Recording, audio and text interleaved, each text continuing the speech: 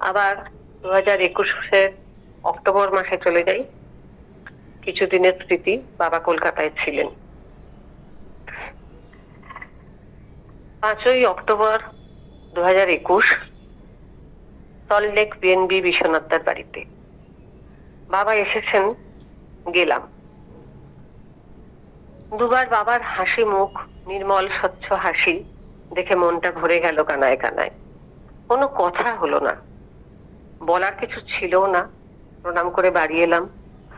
কৃষ্ণাদি, চম্পাদি, অরুন্ধতী ছিলেন, একজন অরুন্ধতী ঘটক আছেন। রাত 10:30টায় বাড়ি পৌঁছলাম। মনে হলো বিশাল এক পরিবারের মধ্যে হারিয়ে গেছি। অনেক দিন পর সবাইকে সামনে, হই হই হাসির অন্ত নেই। কিন্তু পাটুর মনটা বড় ক্লান্ত। উজাড় করা উচ্ছ্বাসের যেন অভাব। জানি না সেদিনকে কি ভাবছিলাম। শুনলাম বাবা আসছেন, না সেদিনকেই এলেন কি পরের দিন জানি না, খেয়াল নেই। P-130 শিবালয় নাকতলায় সাথীদের বাড়িতে বাবা ছিলেন। আমি গেলাম ঋষিবাবুকে নিয়ে 7ই অক্টোবর দুপুরবেলা, বিকেলের দিকে আর কি। সেদিন থেকেই শুনছিলাম দান উৎসব হবে, মানে সামনে নবদ্বীপের দান আছে, সেটাও করলাম। সঞ্চিতা দি, কুঞ্জদা আগের দিনই বলছিল, কিন্তু কিভাবে পৌঁছানো যায় নবদ্বীপে, এবার নবদ্বীপ আমায় টানছে। এখনো পর্যন্ত আমি নবদ্বীপ ধামে যাইনি, বাবার দানও দেখিনি। তো 7ই অক্টোবর প্রথম কাজ হলো, সুব্রত দাদের বাড়িতে যখন গেলাম, প্রসাদ পেলাম, অনেক কথা হলো। প্রণাম করে আগে আমি মেজদির মেডিকেল রিপোর্ট গুলো দেখালাম। মৃত্যুর দাঁত থেকে ফিরে এসেছিল আমার মেজদি অনুসোয়া বোস। কি হয়েছিল জানি না, তাকে কে এত সহ্য শক্তি দিয়েছিল, চোখেই দেখতে পাচ্ছিল না, পা নাড়াতে পারছিল না। হিমোগ্লোবিন বিলো 3, 2 পয়েন্ট সামথিং কিছু ছিল। আর তারপরে তাকে আগে ডাক্তার দেখানো যখন হলো, মানে চোখে অন্ধকার দেখছিল আর কি, তো ডাক্তার দেখানো যখন হলো, বাবা কিছু ধরতে পারেনি। আমার বাবা মানে একটু নিষ্ক্রিয় থাকে সবকিছুতে একটু। তো বললো যে আগে আপনি 4 পাউচ রক্ত দিয়ে আসুন, তারপরে আমি এই মাকে দেখবো। আমার পক্ষে চিকিৎসা করা সম্ভব নয়। তখন তো জামাইবাবু আমরা খুব ভয় পেয়ে গেলাম, একে করোনার সময় পেরিয়ে এসছে আর কি, 2021।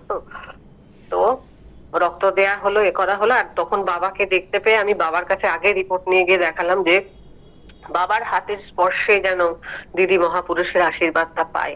আর বাবা সেই রিপোর্ট আগে দেখেই আমার দিকে, বেঁচে আছে, এই প্রশ্নটাই বাবা আমাকে করেছিলেন, বেঁচে আছে এই যার রিপোর্ট আমি দেখছি। বললাম হ্যাঁ বাবা বেঁচে আছে, এরকম রক্ত দেওয়া হয়েছে। মানে আমার তখন ভীষণ রকম এই অবস্থা, বাবার এই কথাটা শুনে বুঝতেই পারছেন। তো যাই হোক, রিপোর্ট টিপোর্ট দেখে সবকিছু বললাম, ওষুধও দেখালাম, এরপরে এগুলো চলছে। আসলে থাইরয়েড গ্ল্যান্ডের খুব প্রবলেম হয়ে গেছিল। তারপর আস্তে আস্তে আস্তে আস্তে মানে সবকিছু কাজ বন্ধ করে দিদি এখন এই 4-5 বছরে খানিকটা সুস্থ হয়ে উঠেছে আর কি। তো যাই হোক, বাবাকে সবকিছু জানাতে পেরে সেই সময় আমি একটু শান্তও হই এবং দিদির জন্য আরেকটি বই সংগ্রহ করি, বাবার আশীর্বাদ। সাথী, সুব্রতদা, মানে ওখানকার ভক্তরা সব শুনে তো খুবই অবাক হয়ে গেছিল। সবই গুরু কৃপা। মা শারদা ওরা এতে রামকৃষ্ণ মিশনে স্বামী স্ত্রী দীক্ষিত আর কি। তো মা শারদা ওকে সহ্য শক্তি, মা তো বলে গেছিলেন না যে সয় সে রয়, ওই অবস্থায় ওকে এত সহ্য শক্তি দিয়েছিল যুদ্ধ করার জন্য। যাই হোক, এবার বাবার কথা। বাবার কিছু কথা হচ্ছে, নার্সিং হোম থেকে বাঁচতে চাইলে এই বইটিকে সঙ্গে রাখতে হবে, ফলো করতেই হবে। কিছু কিছু জিনিস আছে, এই বইটা তোমরা আত্মস্থ করো। ওই সংকলিত, অসিন্দা কর্তৃক সংকলিত বইটা। জব করতেই হবে একনিষ্ঠ ভাবে। খাবার দাবার সীমিত করো। সামনে আছে, খেতে ইচ্ছে করছে, খেয়ে নিলাম, সেটা কোনো কাজের কথা নয়। আমি তো ভিখিরির সন্তান, জ্ঞান অবধি একাদশী করি। বাবা নাকি কদিন ধরেই একাদশী মাহাত্ম্য সবাইকে বলছেন, খুব করে একাদশী করার জন্য উৎসাহ দিচ্ছেন। এত যে সকলের শরীর অসুস্থ, রোগ বিপদ, একাদশীতে অন্ন গ্রহণ কেন করো? সব পাপ যে ওই দিন অন্নে প্রবেশ করে। রোগ তো হবেই অন্ন করলে, আর খাদ্যের কষ্ট, অন্ন কষ্ট ভিখিরিরাই ভিখিরিদের কষ্ট বোঝে। আমি মাসে 2টো একাদশী করি, অষ্টমী করি, পূর্ণিমা অমাবস্যা করি। সাবু খাও, বাবা বললেন সাবু খাও, আলু খাও, বাদাম, ফল খাও, সুস্থ থাকতেই হবে। বাবা বললেন আমার তো ইদানিং জ্বরও আসছে, কথা বেরোচ্ছে না গলা দিয়ে, কাশি হচ্ছে। কই আমি তো দুশ্চিন্তা করি না, বিচলিত হই না, শরীর আছে তাই এসব হবেই, ওসব নিয়ে ভাবতে হয় না। আমি আবার বাবাকে বললাম বাবা আমার পায়ে কেমন ক্র্যাম্প ধরে, মাঝরাত্রে ঘুমের মধ্যে বিশাল যন্ত্রণা হয়। বাবা বললেন আমি জপ করব। সকালে উঠে প্রথম কাজ হলো জপ। যে 3টে মন্ত্র, ওটা খুব করে রিপিট করো। মেনলি ওই 3টে মন্ত্র বিশেষ যত্ন নিয়ে করো। সোনুকে বাবা বললেন জিহ্বা তো নড়লেই ভালো। সোনু প্রশ্ন করেছিল বাবা জব করতে গিয়ে কিভাবে এ করাটা, তো বাবা বললেন জব করতে করতে ঠোঁট জিহ্বা নড়লেই তো ভালো, জিভ তো নড়াই উচিত। অনেকে মানুষে জব করে মানে একদম চুপ করে বসে ঠোঁট জিভ নড়ে না, কিন্তু ভেতরে কিন্তু জিভ বা আলজিভটা লড়াই। তো বাবার হাসি মুখে দেখে বাবাকে মন ভরে গেল। গলার স্বর খুব নিচু, বড্ড আস্তে, শুনতে পেলেও যেন অস্পষ্ট উচ্চারণ আর কি। বাবার তখন খুব লো ভয়েস। মনের আকুতি নিয়ে গেছি, তোমায় দেখবো, তোমায় শুনবো, তোমায় প্রণাম করব, আর তোমার ছবি বাঁধিয়ে নেব মনের মধ্যে। কৃপা করো বাবা নবদ্বীপ যাব, তোমার যাগযজ্ঞ চাক্ষুষ দর্শন করব, যোগ্যতা দাও। কিভাবে যাব? গাড়িতে বুকিং করার জন্য অরুণদা কস্তুরীদি আসলে অসুস্থ, তো সবাই আলোচনা করছিল, কিন্তু ভীষণ কস্টলি, ব্যাপারটা এক্সপেন্সিভ হয়ে যাচ্ছে। আমি বাবাকে ডাইরেক্ট প্রশ্ন করলাম বাবা এরকম ব্যাপার আমরা কিভাবে যাব? তারপর বাবা আমাকে পরিষ্কার একদম ট্রেনে করে যাও। বাবার ওই মুখের বাণী, প্রবলেম সলভড, সবকিছু কার্যকরী করে দিল মাস্টার সোহম। টিকিট হয়ে গেল। নবদ্বীপে দান যাচ্ছি, ভোরবেলায় বেরিয়ে গেলাম 12ই অক্টোবর, মহাসপ্তমীর দিন, হাওড়া বালুরঘাট এক্সপ্রেস। সেদিনকেই ফিরবো, ফেরার টিকিট হয়নি। শ্রাবণী দি, অর্ক, সাথীর দিদি, তার ছেলে আর আমি আর দিছি, 4টে প্রাণী ট্রেনে বসে আছি, আড্ডা মারছি, চানাচুর খাচ্ছি, করতে করতে আমরা নবদ্বীপে পৌঁছে গেলাম। পোড়াঘাট মারোয়ারি ভজন আশ্রম। নেমে স্টেশনে নেমে আমরা অটো নিলাম, ঠাকুর দেখতে দেখতে আশ্রমে পৌঁছে গেলাম। প্রথমেই তো বাবাকে প্রণাম করলাম, সেখানে সবাই ব্যস্ত, সব যাক মানে খাওয়া। আর বাবা বললেন খাও খাও, আরো সবাই দিদিরা দাদারা টেনে টেনে আমাদের এই খেতে যাও খেতে যাও, ওখানে বান আছে, কলা আছে, চা দেয়া হচ্ছে। একদম সবাই হাত টাত ধুয়ে তাড়াতাড়ি করে ব্রেকফাস্ট আরম্ভ করে দিলাম। আর প্রথমবার এরকম আমিও গেলাম আর ঋষিকে নিয়েও গেলাম। ওখানে দানের কাজে অংশগ্রহণ করে ঋষিও আনন্দ পেল। মানে সকালবেলাটা দুপুর অব্দি বেশ ব্যস্ততার মধ্যেই আমাদের কাটলো, সারাটা দিন উন্মুক্ত আনন্দ। দুপুরবেলা কাঙালি ঠাকুর, উল্টো দিকে মন্দিরটা, কাঙালি ঠাকুরের মন্দিরে আমাদের দুপুরের সেবা ছিল। দারুণ খাওয়া দাওয়া সেবা হলো, শুক্তো মশলা দেয়া সুন্দর কচু শাক ছোলা দিয়ে, ডাল, মোচার তরকারি, পনিরের রসা আর টমেটোর চাটনি অ্যান্ড রসগোল্লা। তো খুবই সুন্দর সেবা। তারপর বাবাও সেবা করছিলেন ওখানেই, আমাদের পাশেই বসেছিলেন একটু কোথায় ঠিক। বাবাকে প্রণাম করে তারপর বেরিয়ে এলাম, বলে এলাম আমরা আজকেই বাড়ি ফিরবো। মানে পুজোর দিনটা আমাদের খুব রমরমা করে শুরু হলো। সপ্তমীর দিন তো খুব আনন্দ। রিটার্ন টিকিট নিজেরাই কেটে নিয়ে বিষ্ণুপ্রিয়া হল্টে গিয়ে স্টেশন রেল গেট, ওখান থেকে শিয়ালদা লোকালে রাত 10:45 বাড়ি পৌঁছলাম। ডায়েরিতে আমি একটা কাগজের কাটিং পেলাম, এটা 28/11/2021 দিয়েছিলেন আমার শাশুড়ি মা মঞ্জু দাস। আমার সাথে খুব বন্ধুর মতো মিশতেন, রান্নাঘরে গল্প গান আমরা অনেকদিন সময় কাটিয়েছি। যাই হোক 2016 সালে যে টিভিতে দেখা গেছিল বাবার ইন্টারভিউ, মনে আছে আপনাদের? বিন্দাস বুড়ো, দারুণ লেগেছিল। সেই খবর কিন্তু আমি প্রথমে দেখিনি, আমার শাশুড়ি আমাকে ফোন করে জানিয়েছিল, দেখনি দেখনি তোমরা দেখো। আমি পরে আর কি তোমার গুরুদেবকে দেখিয়েছে এরকম বলাতে, তারপর পরে আমি লাইভ টেলিকাস্ট তো দেখিনি, রিপিট টেলিকাস্ট দেখেছি। ওনারা খুব অভিভূত যে বাবা তোমার গুরুদেব এত ফিট, আর এরকম বয়স। তো পদ্মশ্রী পাওয়ার পর তো কাগজের ছবি আরো বেরিয়েছিল, এই সময় বাবার তখনো পদ্মশ্রী রে নেই, কিন্তু তখনও কাগজে বেরিয়েছিলেন। মা আমাকে দিয়েছিলেন এই কাগজের কাটিংটা। ভরসা যোগী, যোগী ভরসা আর কি, 125-এ তরতাজা স্বামী শিবানন্দ, এই কাটিংটা আমার কাছে রয়েছে, আমার মায়ের দেয়া।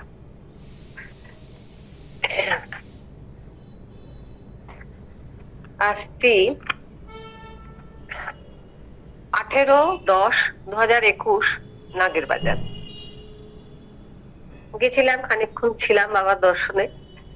তো কোথায় মাঝে মাঝে বাবা যে চলে যায়, সেই গভীর খুব গভীর ভাষাহীন সেই চোখটা যেন জগন্নাথের নয়ন, বিশাল উদার একটি, মানে সামনে আছেন কিন্তু সামনে নেই, ব্রহ্মানন্দে মগ্ন থাকেন। তারপরে শুনলাম 20 তারিখ থেকে বাবা অসীমদাদের ওখানে থাকবে, Siddha Eden Garden Villa, Eden Lake Villa. তো সেই 22 তলার ঘর আমার এবার প্রথম যাওয়া হবে। 22 তারিখ, 20 তারিখে, 20, 21, 22 বোধহয়, এখানেও পরপর 3 দিন আমি গেছিলাম সোমনাথজিদের ওখানে। 20 তারিখে পৌঁছে গেলাম। বাবার কিছু কথা তখনও আবার নোট করলাম।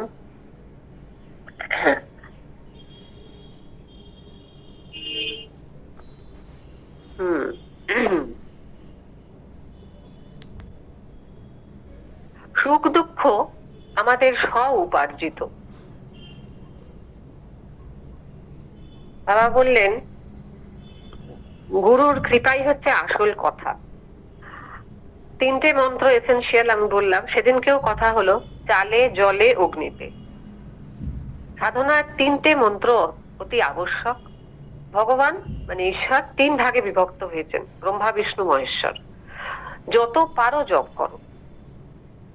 সেদিনকে লক্ষ্মী পুজো ছিল, খুব আনন্দের দিনে বাবাকে প্রণাম করতে পেলাম, চা সেবা হলো, আরো মিষ্টি টিষ্টি খেলাম।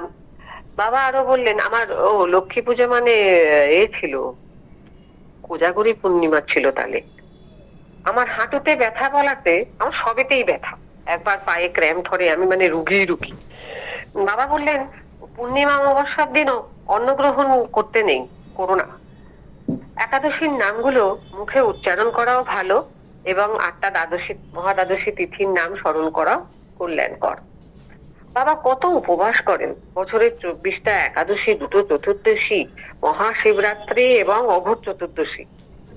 এটা বাবা বললেন সেদিনকে, শুনলাম। প্রতি মাসে 2টো করে পূর্ণিমা অমাবস্যা আসে, মানে বাবার তো অন্ন গ্রহণ না করে থাকার দিন অনেকগুলোই তাহলে মাসের মধ্যে। তো বাবা বললেন গুরু কৃপাই আসল, যা কিছু করো সব কৃষ্ণে অর্পণ করো। ওই যে 9ম অধ্যায়ের শ্লোকটা আছে না, যৎ করোসি যদস্নাসি যদ্দহসি তদাস্তি যৎ তপস্যসি কৌন্তেয় তৎকুরুষ্ব মদার্পণম। মিষ্টি আর তেল শরীরের সবচেয়ে বেশি ক্ষতি করে। আমি তো একটা আইটেম দিয়েই ভাত খেয়ে, বাবা নিজে বলছেন সেটা। আর সংসারে থেকেই সাধনা করা সবচেয়ে সহজ, কৃপা পাওয়াও সহজ।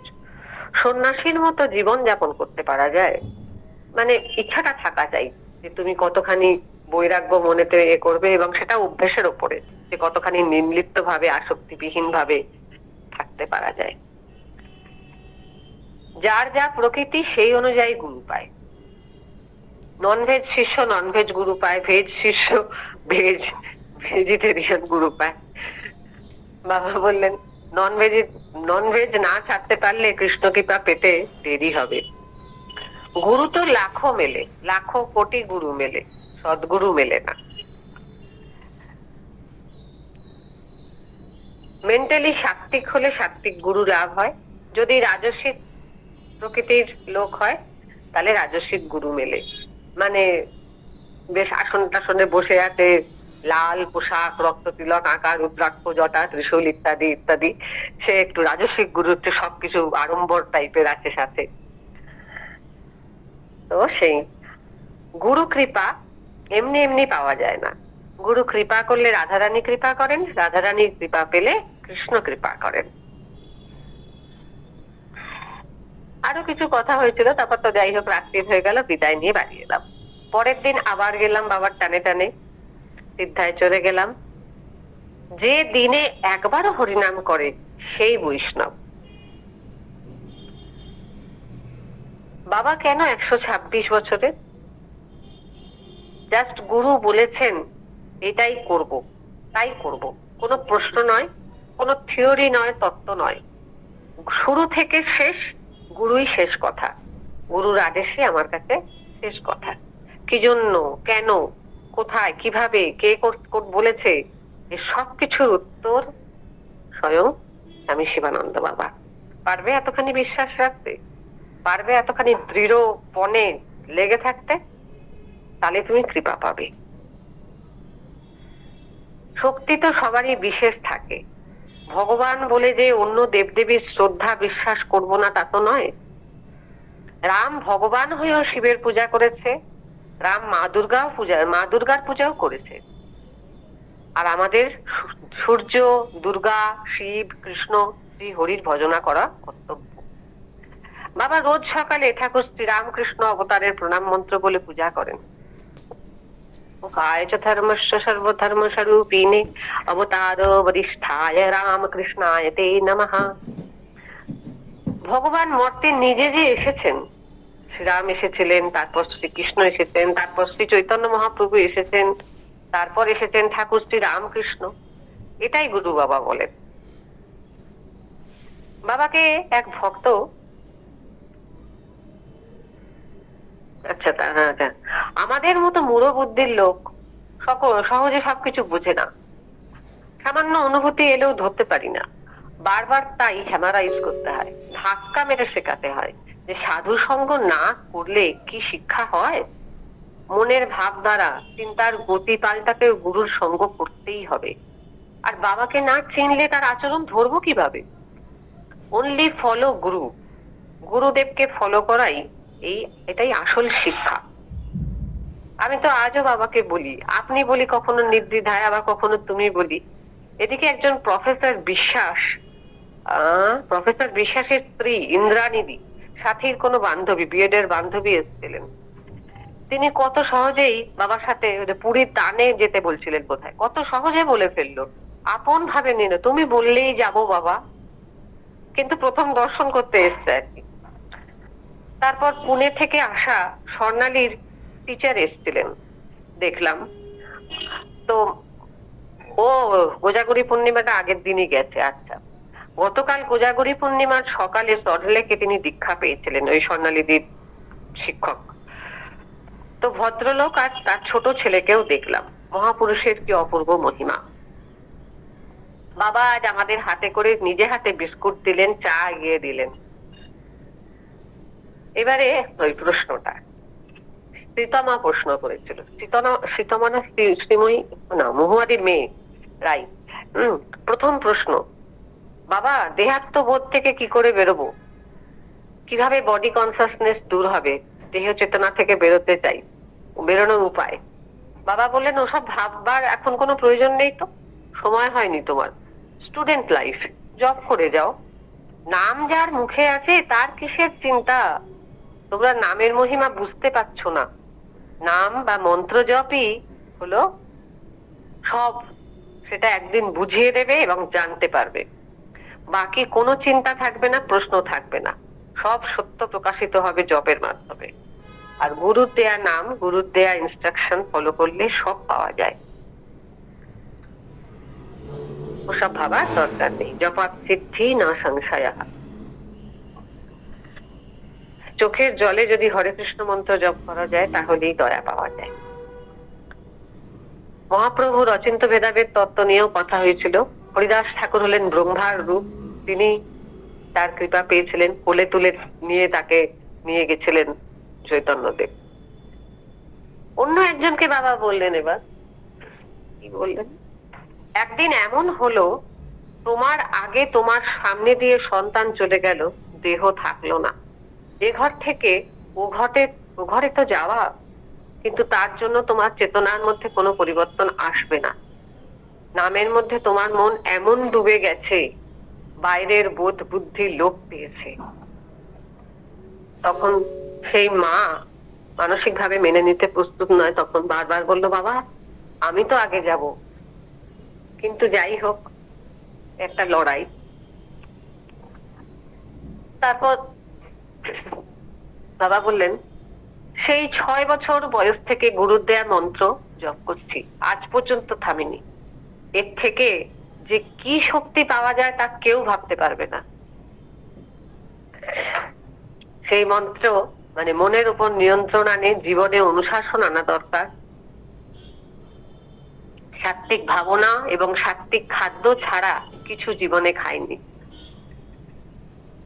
অন্য কোন রকম খাবার পাইনি। আমার জীবনের থেকে তোমরা শেখো, follow my life.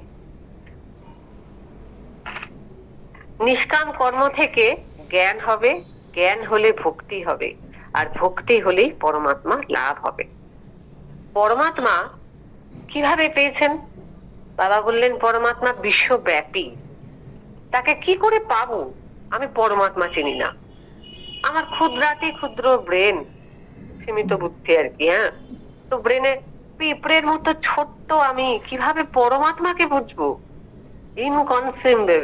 ইনকনসিভেবল, beyond imagination. আমার লিমিটেড বুদ্ধি বোধ নেই আমার, আমি পরমাত্মাকে কি বুঝবো? মানে এত মানে ব্রহ্মজ্ঞ মহাপুরুষ এইভাবে বলছেন। খুব কঠিন প্রশ্ন। বাবা বললেন, beyond the range of human conception. এই যে ব্রহ্ম বা পরমাত্মা কি? এই তো মাটিতে হাত মেরে, এই তো এখানে মাটিতে রয়েছে, এই তো এখানে টেবিলে রয়েছে, আকাশে বাতাসে রয়েছে, দেখতে পাচ্ছ? বাবা মহুয়াদিকে ডেকে নির্দেশ করলেন, বলো ওনাকে পরমাত্মা বোঝাও। ওই পুনের শিক্ষক প্রশ্ন করছিলেন, দুধের স্বাদ কি তুমি কেমন তা বলে বোঝাতে পারবে? শব্দ দিয়ে ভাষা আছে কোনো? না খেলে কি করে বুঝবে?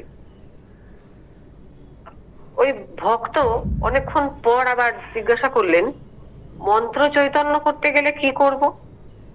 3টে মন্ত্র, একটা একটা করে কি চৈতন্য জাগবে? অসীমদা আবার বললেন, এসব প্রশ্ন করে থিওরিতে যেও না, তুমি অনুভবে পাবে না, প্রাণ দিয়ে জপ করো। একজন একজন করে সেদিনকে একটু কঠিন কঠিন প্রশ্ন। বাবা যে মহাপুরুষ, জীবে সেবা জীবে দয়া কথার মাঝে বুঝিয়েও দিলেন। মহুয়াদির ড্রাইভারকে, ড্রাইভারকে যাও প্রসাদ দিয়ে এলো, এতক্ষণ সে কিছুই খায়নি, তো তাকে প্রসাদ দেয়া হলো। আবার মহুয়াদিকে ডেকে বললেন, ওনাকে পরমাত্মা বোঝাও। এবার বলতে বলতে বাবা নিজেই তখন যত জীব জগৎ, বৃক্ষ লতা, সবকিছুর সাম টোটাল হলো পরমাত্মা। এই টোটাল পুরো এনার্জিটা জগতের প্রত্যেকের মধ্যে আত্মা আছে। হ্যাঁ, তো সেটাই আমরা বলি যে অনু আত্মা, বা ওই আমরা যে এরা হরিকথায় যে ব্যাখ্যা আসে, আত্মা হচ্ছে ইনফাইনিটেসিমাল পার্ট অফ দ্য হোল। এই হোলকে যদি ভগবান বলতে পারি, পরমাত্মা বলতে পারি, বাবা আমি ঠিক বলছি কি বাবা? বাবার সামনে আমি কি করে বলি বলে ইতস্তত, মানে মহুয়াদি ঠিক বলতেও পারছেন না। বাবা একবার বলেছিলেন, ঘুটি বাটি নারায়ণ। এবার নারায়ণের অংশ আমরাই যে তা তো শুধু না, মানে নন লিভিং লিভিং সবই হচ্ছে নারায়ণ। তার মানে স্থাবর জঙ্গম পাথর মাটি সবকিছু নারায়ণ। ভক্তের চোখে সবই চৈতন্যময়। এই যে নারায়ণ কৃষ্ণ না রাম, যার নামই নিই না কেন, জ্ঞানীদের কাছে তিনিই পরমাত্মা, আর যোগীদের কাছে তিনিই পরমাত্মা, ভক্তের কাছে তিনি ভগবান। একই জিনিস। জানি না ঠিক বললাম কিনা, এইভাবে মহুয়াদি বললেন। এবং তারপর বাবা নিজে কনক্লুশনটা টানলেন, সাকার চিন্তা করো, easiest process to attain reality. পরমাত্মা ফর্মলেস নিরাকার, আর কৃষ্ণ মোর জীবনের ধ্রুব তারা। কৃষ্ণ আমার জীবনের ধ্রুব তারা, আর পরমাত্মা বিশ্বব্যাপী। তাকে কোথায় খুঁজবো? তোমরা সাকার আরাধনা করছো, তাকে ধরতে পঞ্চ ইন্দ্রিয় দিয়ে যদি অনুভব করা যায়, তাকে টাচ করা যায়, তাকে ভালোবাসা যায় সারা মনটা দিয়ে, তাহলে তাকে পাওয়াটা অনেক বেশি সহজ হয়। ব্যাপারটা বাবা বললেন। অচিন্ত ভেদাভেদ, হ্যাঁ, এই নিয়ে কথা হচ্ছিল। তো তোমরা নিরাকার বেশি এ করো না। তারপর বাড়ি চলে এলাম। ও বাবা পরের দিন বোধহয় এটা বললেন, 22 তারিখেও গেছিলাম, বিকেলের দিকে গেছিলাম। বাবা চলে যাবেন তার পরের দিনই। তো দেখা করলেই আনন্দটা, আমি তো চলেই গেছিলাম। বাবা বললেন, পড়াশোনা করে সময় নষ্ট করে ফেলেছি, ভজন করলে জীবন জগতের কল্যাণ হতো। 34 বছর বিদেশে গিয়ে সময় চলে গেছে, কাজ কিছুই হয় নাই। ভজন যদি এই জন্মে করো, তার ফল পরের জন্মে পাবে। আর বাবা এটাও বললেন, ঈশ্বরই হলো সবচেয়ে বড় প্রোটেকশন। কিছু ছবি, কেউ বাবার ছবি এ করেছিল হিন্দি বইতে, হিন্দি বই একটা বেরিয়েছিল, সেই বই এখন অবশ্য সবার কাছে নেই। তো তাতেও আশীর্বাদ বাণী বাবা বলে দিলেন যে, মঙ্গলম মঙ্গলম ভগবান বিষ্ণু, মঙ্গলম মঙ্গলম গরুড়ধ্বজ, মঙ্গলম মঙ্গলম পুণ্ডরীকাক্ষ, মঙ্গলায় তানা হরি। তো পরের দিন বাবা বেনারস ফিরে গেলেন। মানে এটা 22 তারিখে বলছি, 23 তারিখে বাবা ফিরে গেছিলেন। তার মানে আজকের জন্য আমার এইটুকুই থাক। বাবার সঙ্গ পাওয়া, বাবার দর্শন পাওয়া, যেটুকু দুর্লভ মহার্ঘ ধন, এটুকু পেয়েছিলাম বাবার আশীর্বাদে। সবাইকে প্রণাম জানিয়ে আজকের কথা শেষ করলাম। জয় গুরু, জয় শিবানন্দ বাবা, জয় হরি ওম তৎসৎ। শিব গুরু নারায়ণ সমর্পয়ামি।